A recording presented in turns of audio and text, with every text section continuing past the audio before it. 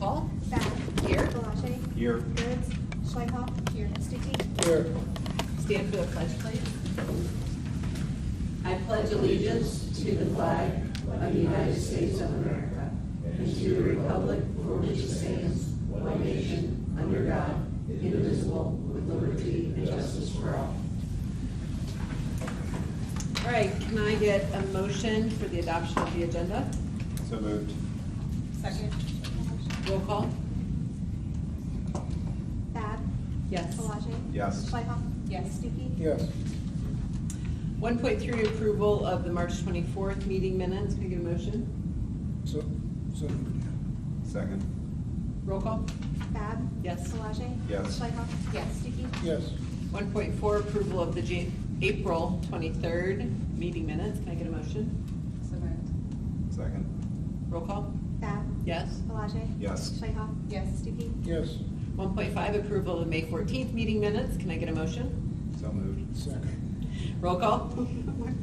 My fingers are cold as Bath. Yes. Palage. Yes. Schleihoff. Yes. Stuckey. Yes. Couple more. 1.6, can I get approval of the May 28th, 2025 special meeting minutes? Your turn. So moved. Second. Roll call. Bath. Yes. Palage. Yes. Schleihoff. Yes. Stuckey. Yep. 1.7, approval of the May 28th, 2025 meeting minutes. Can I get a motion? So moved. Second. Roll call. Bath. Yes. Palage. Yes. Schleihoff. Yes. Stuckey. Yes. 2.1, Springboro Education Association report. Anybody here to report? 2.2, Springboro Classified Employee Association report. Nobody here to report. 2.3, public participation prearranged. There is none. 2.4, public participation. Would anybody like to speak to anything? Seeing none? Mr. Tudor, we have a personnel report. Madam Board President and members of the board, I come before you tonight to seek approval for our personnel report. It's a standard operating business as we kind of move forward. We're looking to fill positions. I know our principals are working hard. I also did speak with Mrs. Hester today. I know last year I provided those bios for you guys, so I've been working on them for all, and I will push those back out to you and then continue to update them as we go. I apologize for the delay on that. Honestly, just slipped my mind that I've been doing that, but we're going to bring those back and make that sustainable. Okay. Can I get a motion for the approval of the personnel report? Second. Any questions? Okay, roll call. Bath. Yes. Palage. Yes. Schleihoff. Yes. Stuckey. Yes. The athletic report. Okay, athletic report. Come before you tonight to seek approval. As you'll see, several of our head coaches are on there for our fall sports, along with one of our special volunteers. Can I get a motion for the approval of the athletic report? So moved. Second. Roll call. Oh, any questions? No. Roll call. Bath. Yes. Palage. Yes. Schleihoff. Yes. Stuckey. Abstain. Thank you. 4.1 with Mrs. Gerstner, we have the student service and private placement contracts. Madam President, members of the board, 4 contracts, the 2 fiscal year 25 related services to wrap up the year, and the other 2 are tuition for next year for ongoing placements. Can I get a motion for the approval of the student service and private placement contracts? So moved. Second. Roll call. Bath. Yes. Palage. Yes. Schleihoff. Yes. Stuckey. Yes. Thank you. Next, we have 5.1, approval of the resolution requesting fiscal officer to certify maximum maturity of bonds. And I'm going to turn that over to Mrs. Stacy. Board President, members of the board, we have, before you consider the 2 resolutions tonight, 5.1 and 5.2, we have David Conley with Rockville Financial, our municipal advisor, and he's going to give a brief overview on the bond financing, and then followed by Tom Wilson from Dinsmore, our bond counsel. He's going to provide an overview of the resolutions that are before you tonight, and then next steps, and we're both happy to answer any questions that you have. Thank you. Good evening. I'm going to move this over a little bit since you guys are down a little bit. It's a pleasure. David Conley with Rockville Financial, the district's municipal advisor. Tonight you have those 2 resolutions before you. Tom Wilson, the district's bond counsel, will review that with you. But before you get to that, I wanted to recap the financing structure that we have in place First, the overall plan is to be able to finance the improvements as discussed, using the existing 2.8 mills that are being collected today by the county auditor for the existing bonds that are outstanding for the district. The plan is to use that 2.8 mil, the revenue that comes from that, to support this new financing as the building, the bonds for this building are paid down over time. Tara and I met with the county auditor this morning to confirm the plan. He is in agreement with the plan that we've put together, and we'll stay consistent with what we've been working on. So this isn't, by the way, a plan that just happened overnight. This plan and structure has been in place for many years. It's just now coming to fruition for the district. The second part is to just recap for you all the effort at the state to address tax reform and the various forms that that's taking. None of those things have any impact on this particular financing structure. So there should be no impact on how we're planning to do this financing and how we're planning to continue the taxes for the community. So at this point in time, the changes that are being discussed at the state level through the legislature will not have an impact on that. There is that outstanding issue of the constitutional amendment that addresses all property taxes. That's a different story. Who knows where that goes? It would have an impact on every government if that repeal or appeal to the Constitution were to happen, but that at this stage would appear to be a long shot. So from where we stand today, interest rates, structure, tax rates, all of those things are in place so that this would carry forward as a no increase in millage structure for your community should they decide to approve the bond issue in November. Great. Any questions for David? Okay, great. Thank Thank you. you.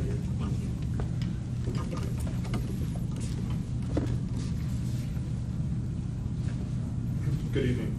As Sarah said, I'm Tom Wilson, the law firm of Dinsmore and Scholl in Columbus. Happy to be here. I've been working with the Springboro schools for probably longer than I should admit. But it's a pleasure to be back. The first resolution that we have tonight is the resolution requesting the fiscal officer to certify the maximum maturity of the bonds. And what this amounts to is, under the Ohio Revised Code, certain items have certain useful lives that you can use in terms of setting the size of the bond issue. Here we have a $115 million transaction, and if you, at the back of the resolution, the certificate breaks it out, assuming just over $101 million is used on construction, and that's a 40-year useful life. We have about $7.5 million on paving and site improvements. That's a 20-year useful life, and then just shy of $6.5 million for furniture, technology equipment, and that's 10 years. So this resolution directs the treasurer to make that certification, and when you put all those numbers together, assign the dollars to the useful lives, divided by the size of the issue, you come up with a 37-year maximum maturity for the bond issue. That doesn't mean you have to go 37 years, but that's the maximum. The idea behind this is you're financing longer lived items, longer. Essentially, they don't want you to finance copy machines for 30 years, since they're not going to make it probably to 5. But that's the purpose of this resolution. It just sets the maximum maturity of the bond issue that'll be on the ballot. Does anybody have any questions? Mr. Wilson?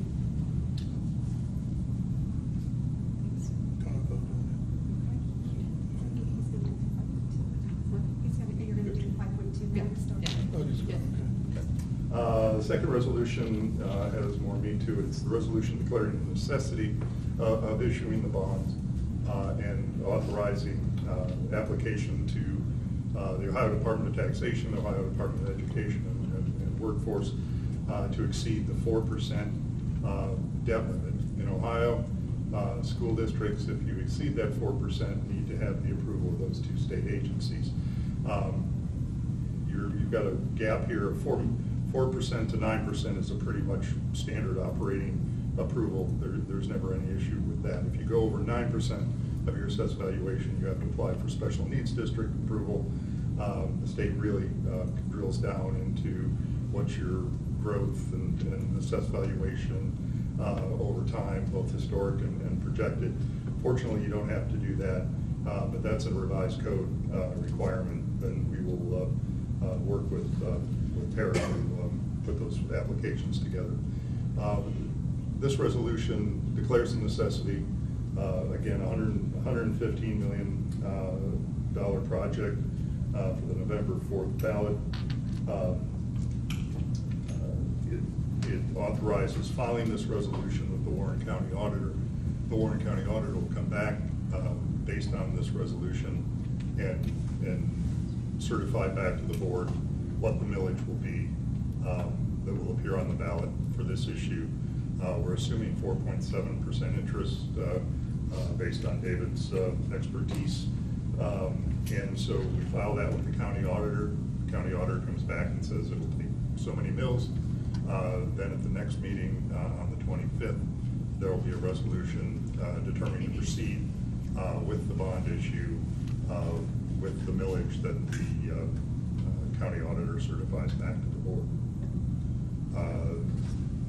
This resolution sets forth the purpose clause, new construction, improvements, renovations, and other additions to school facilities, as well as equipment, furnishing, site improvements, and all the necessary appurtenances therefore. Very broad, as Tara and I discussed. A broad purpose clause like this allows you to campaign the specifics without actually putting it on the ballot. This is a very broad purpose clause. If something changes, you have flexibility. I've seen districts where you have all good intentions of doing a 3 to 5 building, and demographics change, and you have to do a 2 to 5 building, and not putting very specific language in the ballot gives you that flexibility to address your needs in the future. So that's what this does. Once adopted, it'll be filed with the county auditor, as I said. He'll do the calculation of the millage, and we'll get back with the resolution at the next meeting to determine to proceed. Any questions? Okay, thank you. Thanks. Thank you very much. Okay, 5.1 is the approval of the resolution requesting financial officer to certify maximum maturity of bonds. Can I get a motion? So moved. Second. Any comments or questions? Okay, roll call. Bab? Yes. Palage? Yes. Playhouse? Yes. Stuckey? Yes. Okay, 5.2 is a resolution declaring the necessity of issuing bonds, submitting the question to the electors of the school district, and directing the fiscal officer to apply for authority to exceed the 4% debt limitation. Can I get a motion? So moved. Second. Any comments? Okay, roll call. Bab? Yes. Palage? Yes. Playhouse? Yes. Stuckey? Yes. 5.3, we have board member comments. Sarah? Just thank you again to our guests for coming and presenting information, and clearly stating the facts, and that's very helpful and appreciated. Thank you to Tara also for keeping us abreast of everything that's going on in Columbus. I'm super appreciative. Well, it's appreciative, I don't know if I like it, but I'm gonna say that. It's appreciative, but I don't like it. How about that? That's really pretty much it. And then good luck to our baseball team. Yeah, thank you very much for everybody's work to sort of explain what we voted on this evening. I think something that David said that stood out is that this was sort of very intentional in the way that this was structured to bring us to this point.